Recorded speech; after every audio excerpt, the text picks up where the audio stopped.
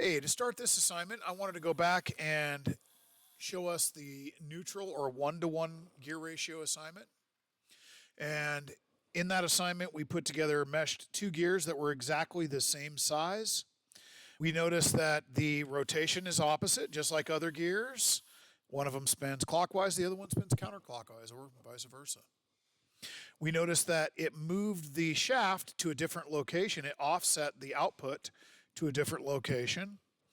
But what it didn't do is it didn't trade its torque for more speed or its speed of the motor for more torque because the gears are equal ratio, 36 teeth divided by 36 teeth. Today, with that in mind, let's go on and we're going to convert this into a belt and pulley system.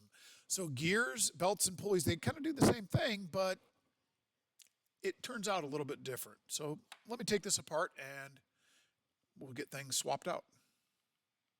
So here's all the stuff I just took off of there. And what we're going to do is we're just going to swap out these two gears for two pulleys that are included with our kits and this little Lego rubber band belt. And these, just to warn you, fair warning, these are oftentimes missing from kits. A lot of kids will take them or they'll just get lost. All right, so let's go ahead and get this thing put together. We're going to start off like we start off most things by putting a spacer inside of here as we install the shaft onto the motor. The spacer in here, and if we push it against that wall right there, it just makes sure that this thing can't slide out of there because that'll stop it from sliding out. We're going to put the first pulley on top of that, slide that all the way in there, and we want to be able to see the way it's turning and how it's turning. So let's put that on here. Okay, the next pulley that we're going to use, we're going to put this on right now here with the turn indicator so we can actually see it. And again, there's lots of things you can use for that. I'm using the wire clip. And I'm going to leave, when I put this on here, I want to leave one space empty completely. So I'll put it on just like that, where we have that empty row in between there.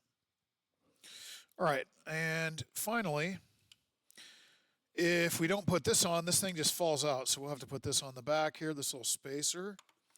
And there we go. That'll stop that from moving. And now we're ready to install our belt. Now, these pulleys have a little groove in them. If you take a look at them right here. Yeah, they've got a little groove in them. And we got to put the belt right in that groove. And then we're going to wrap it around the other pulley as well. I think, if I can get it on there. There we go. And now the belt is seated in those grooves. Now the moment of truth. Let's give this thing a try. Okay, so as you can see, when our motor turns this pulley, it pushes or pulls the belt one direction, and that pull pulls the other pulley in exactly the same thing. I want you to notice something important, though. This is really important. We now have, instead of gears which go in opposite directions, gears that mesh together, consecutive pulleys actually turn in the same direction. So if you look here, you can see as we spin the motor output shaft, it's spinning around like a normal clock would, clockwise. And this is the output shaft is also spinning clockwise. That's completely different from when we just used neutral gearing. By the way, you can calculate a ratio between the pulleys in the same way with gears, but it's a little bit different. On gears, we can just count how many of these little teeth are on here and then compare it to how many teeth are on the output and do some division to do this. For these, we actually have to use what's called the effective diameter. What that means is the diameter, meaning how far it is to go around the pulley at the part where the belt actually touches the pulley. So that little groove, the inside of that groove, if we were to measure it and how big the diameter is around there and around this one, we could calculate the ratio. But guess what? We don't need to really measure anything here. We know that these two parts are identical. So no matter what the effective diameter of this one is, you know for a fact it's got to be, doesn't matter what it is, it's the same as this one. And we know that whenever you divide with a ratio, one number by itself, the same number, we're always going to get 1 to 1, unless it's 0. You can't divide by 0. But other than that, it's always going to be a ratio of 1 if they're the same.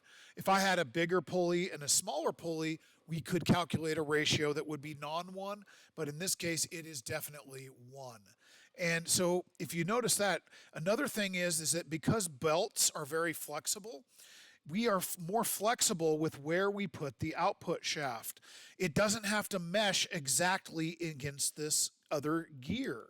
So I could move this thing, now we don't want to move it too far apart, but I could move it here and it should still work just fine. Maybe even as far as down here. So it gives you a lot of flexibility with the way that you build and make your machines and create them. So for example, and hey, please don't spread these too wide and break the rubber band by stretching it too far. Believe it or not, these rubber bands are not as easy to get as you might think to replace them.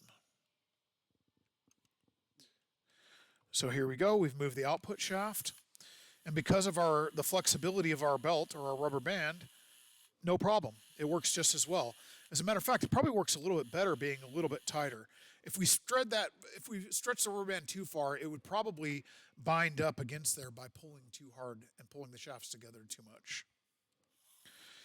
Okay, so again, the main point is, the main difference here is that consecutive pulleys that turn each other move in the same direction of rotation, not opposite direction of rotation. That's a big difference.